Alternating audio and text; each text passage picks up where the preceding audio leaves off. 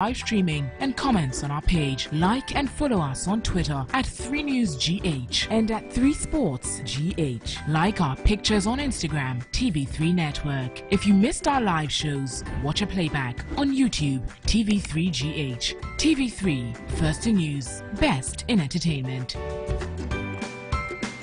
Log on to www.3news.com for more news and updates of our major stories. Join us on Facebook 3newsgh for live streaming and comments on our page. Like and follow us on Twitter at 3newsgh and at 3sportsgh. Like our pictures on Instagram, TV3 Network. If you missed our live shows, watch a playback on YouTube, TV3GH. TV3, first in news, best in entertainment. Log on to www.3news.com for more news and updates of our major stories. Join us on Facebook 3newsgh for live streaming and comments on our page. Like and follow us on Twitter at 3newsgh and at 3sportsgh. Like our pictures on Instagram, TV3 Network. If you missed our live shows, watch a playback on YouTube, TV3GH. TV3, first in news, best in entertainment. Log on to www.3news.com for more news and updates of our major stories. Join us on Facebook 3newsgh for live streaming and comments on our page. Like and follow us on Twitter at 3newsgh and at 3sportsgh. Like our pictures on Instagram, TV3 Network. If you missed our live shows, watch a playback on YouTube, TV3GH. TV3, first in news, best in entertainment. Log on to www.3news.com for more news and updates of our major stories. Join us on Facebook 3newsgh for live streaming and comments on our page. Like and follow us on Twitter at 3newsgh and at 3sportsgh. Like our pictures on Instagram, TV3 Network. If you missed our live shows, watch a playback.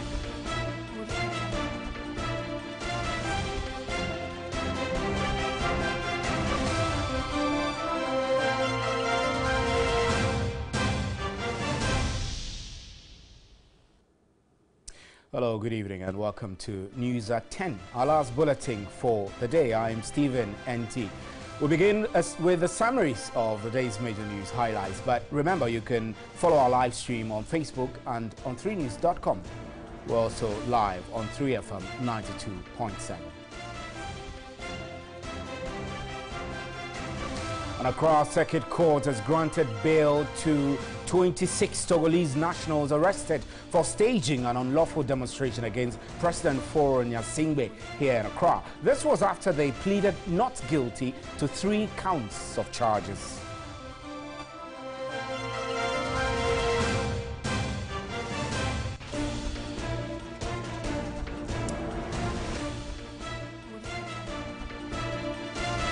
Meanwhile, 162 persons are seeking asylum at Sheshe following reprisal attacks between residents and nomadic herdsmen in 6 communities. Due to this, 10 basic schools, all in the Ko East district of the eastern region, have been closed down. Meanwhile, police patrol in the area has brought some calm.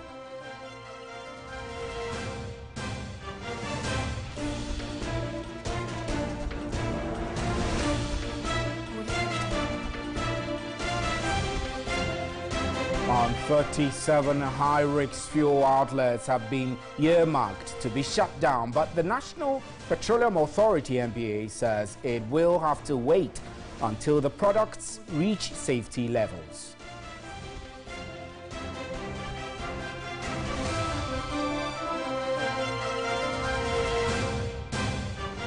The Minister of Food and Agriculture, Dr. Owusu Koto, has blamed the declining fortunes of Ghana's agriculture to the missing link between technological science and the farmer. At the Graphic Business Breakfast meeting, he said government needs to employ about 4,000 extension officers to promote the sector.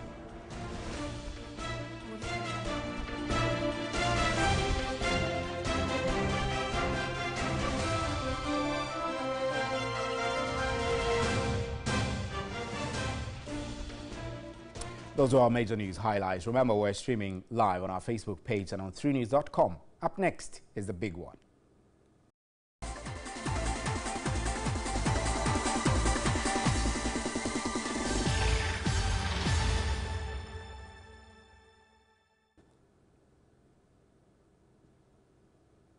Welcome back. Now, the Interior Minister, Ambrose Derry, has tasked the police to go after all vigilante lawlessness in the country. He was interacting with personnel of the police service at Winneba in the central region. We are the police. We need to give examples. We can only do that if you make sure that you do your work as officers. You check all crime, including vigilantism. And when the resources come, we'll be the first to acknowledge you.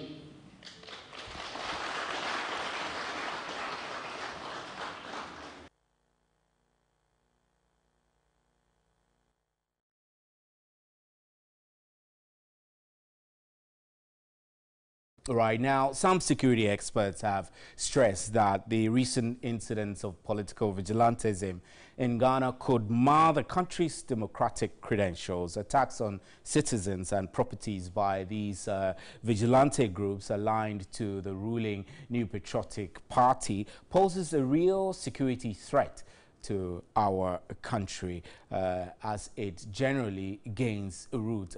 Executive Director of the Africa Center for Security and Counter-Terrorism, Emmanuel Kuting, is joining us on Skype now for a discussion on this. Mr. Kuting, good evening. Thank you. We're grateful that you could join. Now, you have just heard the Interior Minister charging the police to arrest these groups of people who cause trouble in the name of vigilantism. Do you get the sense that this is strong enough to keep these people away from engaging in such lawlessness?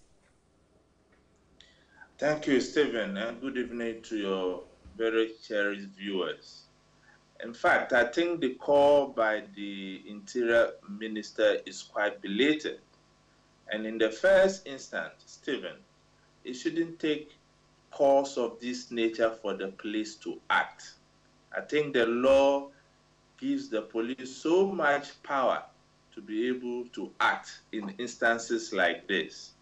And I think that moving forward, given the directives of the president, the police will develop the much needed teeth and begin to do its work that the people of Ghana are looking to seeing them doing. In fact, I just want to pass on this advice to the NPP communicators. I think that they cannot in one breath condemn the action and in another defending their members. And I think the communicators who are on the various platforms, be it on radio and TV, doing some of these things, are undermining the powers of the president.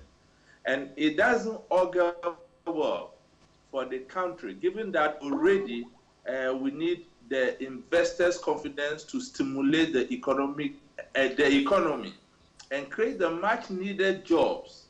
That are the main reasons the youth are even undertaking some of these activities. Now, generally, from how you started, I get the impression that you do not think that the police has done well enough. I mean, you started on the premise that the call is belated. Do you think enough is being done, or, as usual, is just some dress rehearsals around the problem? You see, over the period, Stephen, when issues of this nature happens, we talk about it and we don't walk the talk. I feel that Ghanaians want to see real action on the part of the police. And if they are not seen to be doing their jobs, the proper whip should be cracked. I think that it's high time we see commanders being transferred, others losing their jobs, and it will be a awakening call for others to really sit up and act. So, in effect, you're suggesting that the IGP has been weak in handling this problem? Not to say the least. I think that he fairly took the mandate of the reign not quite long. And as a human institution, let's give him the benefit of the doubt. But I think that there had been so many incidences for him to take some sort of retrospection and begin to act. Otherwise, your guess could be as good as mine. People will see him as a weak IGP. Now, there are many who say that when some Togolese nationals were arrested, they were actually arrested before they started the protest. So why can't the police service employ such proactiveness to this vigilante problem and arrest people even before it gets out of hand? That is precisely the question, because in one breath, they seem to be very heavy-handed, but in another, we see them not acting. And that is why we have always spoken about political interference with our security services over the period. So I think a time has come, and the call is even becoming more louder, for us to have an independent police commission that we cannot have this kind of political interference. But talking about the Togolese issue, Stephen, I think that you cannot use an illegality to correct a wrong. Why am I saying that? You realize that when the Togolese issue came up, people were wondering why the United Nations office in West Africa was silent. The ECOWAS and the African Union all were quite silent. The issue is that there is a democratic process. I don't agree entirely that one family should rule a country for that period of time. But the issue is this. The guy won a legitimate election, and the issue had to do with the time limit. And the various regional bodies were able to put pressure to bear on the president to even come to the table to negotiate with the opposition party on the way forward. On those arrangements, they didn't agree on the term arrangement. What prevents the opposition party from sitting and dialoguing to make sure that these processes are done within the confines of the law than taking a knee-jerk position of calling on the president to resign? So I think that the government of Ghana is living up to its responsibilities by giving a zero tolerance to these kind of things on its territory. Right, Mr. Kuting, we're grateful for your time. Thank you very much. Mr. Emmanuel Kuting is a security analyst. This is still News at 10. We're live from the News Hub at Adisawe, and if you're tuned in to 3FM, you can also hear us live. We'll be right back with more news.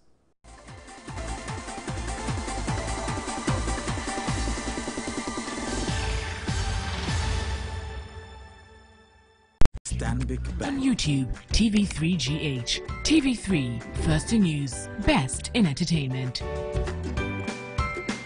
Log on to www.3news.com for more news and updates of our major stories. Join us on Facebook 3newsgh for live streaming and comments on our page. Like and follow us on Twitter at 3newsgh and at 3sportsgh. Like our pictures on Instagram, TV3 Network. If you missed our live shows, watch a playback on YouTube, TV3GH. TV3, first in news, best in entertainment. Log on to www.3news.com for more news and updates of our major stories. Join us on Facebook 3newsgh for live streaming and comments on our page. Like and follow us on Twitter at 3newsgh and at 3sportsgh. Like our pictures on Instagram, TV3 Network. If you missed our live shows, watch a playback on YouTube, TV3GH. TV3, first in news, best in entertainment. Log on to www.3news.com for more news and updates of our major stories. Join us on Facebook 3newsgh for live streaming and comments on our page. Like and follow us on Twitter at 3newsgh and at 3sportsgh. Like our pictures on Instagram, TV3 Network. If you missed our live shows, watch a playback on YouTube, TV3GH. TV3, first in news, best in entertainment. Log on to www.3news.com for more news and updates of our major stories. Join us on Facebook 3 News GH for live streaming and comments on our page. Like and follow us on Twitter at 3 News GH and at 3 Sports GH. Like our pictures on Instagram, TV3 Network. If you missed our live shows, watch a playback on YouTube, TV3 GH. TV3, first in news, best in entertainment. Log on to www.3news.com for more news and updates of our major stories. Join us on Facebook 3 News GH for live streaming and comments on our page. Like and follow us on Twitter at 3 News GH and at 3 Sports GH. Like our pictures on Instagram, TV3 Network. If you missed our live shows, watch a playback on YouTube, TV3 GH. TV3, first in news, best in entertainment. Log on to www.3news.com for more news and updates of our major stories. Join us on Facebook 3 News GH for live streaming and comments on our page. Like and follow us on Twitter at 3 News GH and at 3 Sports GH. Like our pictures on Instagram, TV3 Network. If you missed our live shows, watch a playback on YouTube, TV3 GH. TV3, first in news, best in entertainment.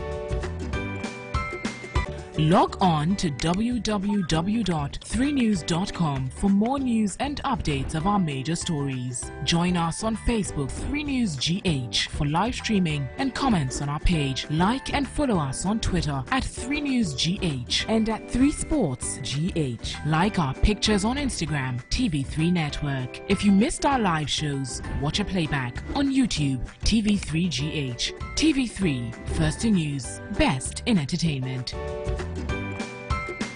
Log on to www.3news.com for more news and updates of our major stories. Join us on Facebook 3 News GH for live streaming and comments on our page. Like and follow us on Twitter at 3 News GH and at 3 Sports GH. Like our pictures on Instagram, TV3 Network. If you missed our live shows, watch a playback on YouTube, TV3 GH. TV3, first in news, best in entertainment.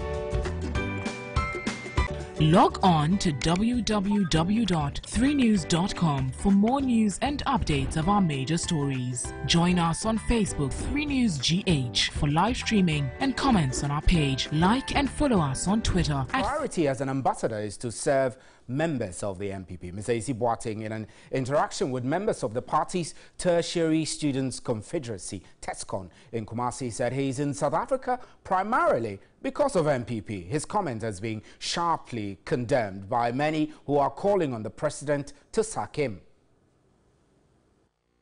Me, for instance, I told my people over there that my first meeting with them, I told them that it is because of MPP that I'm here. So MPP man is my priority. I told them when NDC was in power, it was because who was there. Now we are in power, so I see what things here with you. My topmost priority is the problem of an MPP person before any other guy here. Take it or leave it. Perhaps the stark reality of a hardcore politician being blunt, the condemnations have been pouring in, with many calling for his head. His swearing in of an oath to stand and uphold what is in the interest of the nation. President Akufo-Addo swearing him in was apt. You have the onerous responsibility of preserving and promoting the image of a country whose reputation amongst the Committee of Nations is high. You have the responsibility to drive private sector investment into Ghana. You are the chief promoters of Ghana's commercial interests to the respective countries to which you are going. But on August 24, he presented his letter of credence to the South African President Jacob Zuma, with the Ghanaian flag boldly behind him. 2 months on, his stance may have shut down the confidence the president reposed in him. Does the party feel embarrassed about the comments that he's made? I have not heard the comments. You are telling me, and I don't know whether you are quoting him or you are paraphrasing him. I am quoting him as a matter of fact. IEC says that he is primarily there to serve the interests of NPP. I've not heard him, and I don't believe that's what. But I haven't said so. Assuming that is what it may be, is speaking out within a context.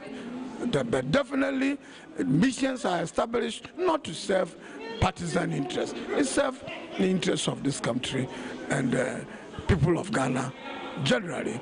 The comment from Ghana's High Commissioner to South Africa, George A.C. Boateng, has been sharply criticized and condemned by a cross-section of the public. For many, this is not a comment that should come from a politician who is representing Ghana in a foreign land, who is serving the interest of the nation. Condemnable as it may be, the Flagstaff House is yet to give an official reaction to the comment that has been widely criticized. Komla Kluche, TV3 News, Accra. And my colleague Alfredo Kanse spoke with head of Department for Public Administration and Health Services Management, University of Ghana Business School, Professor Justice Baole, and Ambassador Victor Beho on the comments made by the Ghana High Commissioner to South Africa. Let's listen. Had the comments by the High Commissioner to South Africa. Now, they're asking that the president acts now, either sack him or he resigns. The silence on up until now, does it worry you? I think these comments were very unfortunate. And the reason is that the very foundation of our democracy is about equality and fairness to all manner of people. And when the president swears his oath when he's being sworn into office, it's one of the very, very clear statements that the president makes, which is that he is going to be fair to all manner of people and that he will not discriminate in the administration of the affairs of the state. And so for the a representative of the people of Ghana somewhere else who comes out boldly to make a statement such as this, and not just that, but to vehemently, continuously defend that statement, I think it's very unfortunate. I think that to create a platform for fair treatment, I think we must all bow our heads in shame when we get positions and we begin to appropriate them for the benefit of the people who are close and dear to us. That is the core of corruption. Professor Justice Baole there joining us via Skype from Manchester. Let me stay a bit further on this particular issue. I've been joined on the telephone by Ambassador Victor Beho, former Ghana ambassador to the United Nations, and also a renowned legal practitioner. I do know that you've heard this statement by the Ghana High Commissioner to South Africa. Find out your thoughts about what you heard. Oh, well, in the first instance, I am shocked that the High Commissioner should have used such words to describe what he has to do in South Africa. Obviously, he's one of those people who, when he has a captive audience or is talking to people from his constituency, gets carried away. And that's the only explanation I can have for this. But even then it means that he's been poorly selected. He does not have the temperament for an ambassador, and that is a shame.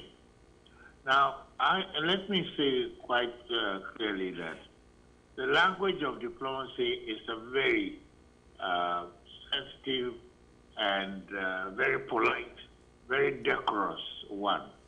And anybody who calls himself a diplomat must not use words like in the manner in which he's alleged to have used them. Mm-hmm. Now, first of all, what surprises me is that after his selection and commissioning, I'm sure that he attended an orientation class or course here in Accra, during which the way he has to comport himself, the way he should speak, and the manner, his attitude towards people must have been explained to him. Obviously, he has already forgotten about all of that and seems to think that he can carry his partisan attitude into work, particularly among the Ghanaian community abroad. Now, it is a revered position shrouded in public misconception, but the chairman of the Peace Council, Most Reverend Professor Emmanuel Asante, reveals his current position cannot earn him a living. We'll bring you excerpts from the maiden edition of 20 by 20. Great. So, Reverend Asante, let's get into your life now. Of course, we know a few things about you, but tell us, growing up, what are some of the fond memories that you have? I wouldn't know much about the economy of the time because I was still young to understand the nitty-gritties of the economy.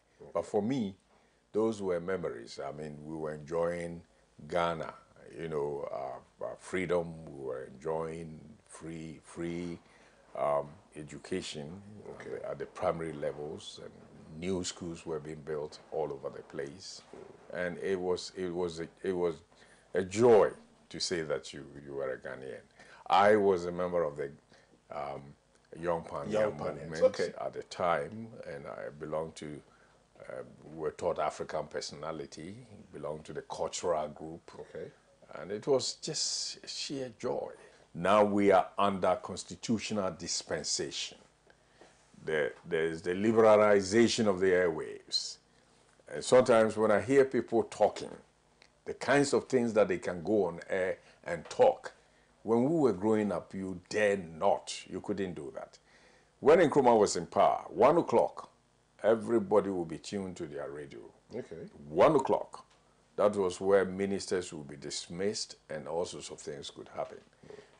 Now we are talking about the rule of law. We're talking about constitution. So in a sense, we're not doing that bad with the Fourth Republic. We still have not arrived. I mean, we shouldn't think that we have, because we have not arrived yet. When you say we've not arrived, what do you mean? We have not arrived yet in the sense that we still have impunity in the system.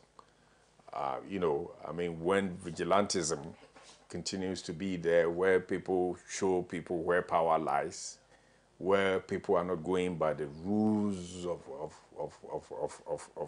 the law and order sometimes breaks down, and people think that they are above everything. We have not yet arrived. Misunderstanding, misrepresentation. If you are doing the work that I and my colleagues have been assigned to do, that's the eminent members of the National Peace Council and Regional Peace Councils, ours is not to play partisan politics. Even if you have love for a particular political party, you are not in there to promote the interest of a political party, but to promote the interest of Ghana. And so there may be occasions where you have to speak against certain things that your own political party might even be, the political party that you are sympathetic with might be doing. But how does the Ghanaian see it? If it is against my party, then he belongs to this party. If it is against this side, then he belongs here. I have been insulted. People have said all sorts of things. They have given me money, and it's incredible. And yet what people do not know is that the chairman of the National Peace Council is not paid. It's not a paid job. And all the members of the National Peace Councils are not paid. We're supposed to be given allowance. But I tell you that I cannot live on the basis of that allowance. The petrol that I will even put into my own car, and the car that I'm riding in is my car, given to me by my church, the Methodist Church, Ghana. I'm not using any government vehicle for anything. I work with my hands. I'm a minister of the gospel. I teach, I lecture, I write books to make a living. Okay? Yet, you hear people, somebody who doesn't know you from Adam, and young ones, he has not met you, saying all sorts of things. I don't get worried, because I mean, blessed are you when men shall revile and say all sorts of things against you. They did that to the Lord. I'm not worried. But I'm raising this issue because I think it's an opportunity for people to understand. I have said it before, that if you do not know that the Lord has called you in this country, you might not even give yourself up to do it. There are some good people out there who do not want to get themselves involved in anything, simply because of the kinds of things people will say. All right, so Prof, as we move into our next years, as we move ahead into the next 20 years, what are your wishes for TV3? My wishes for TV3 is for TV3 to have professionals who have specialized in specific areas. A TV3 that will become like, if it's not going to the world, at least in Africa, will be a media house like the CNN, a media house that has correspondents all over the place that can bring us fresh news as it happens. News as it happens. A media house that we can rely upon, and to be able to say that, where did it come from? If it came from TV3, then it must be true. Reverend Professor Emmanuel Asante, thank you. Thank you very much. Very interesting interactions there. The full episode will be aired at 1 p.m. this Saturday. Make a date for that full episode. I'm Stephen N.T. Thank you extremely for joining us. That's how we end news at 10. There is more news at 3news.com. On behalf of the crew, good night.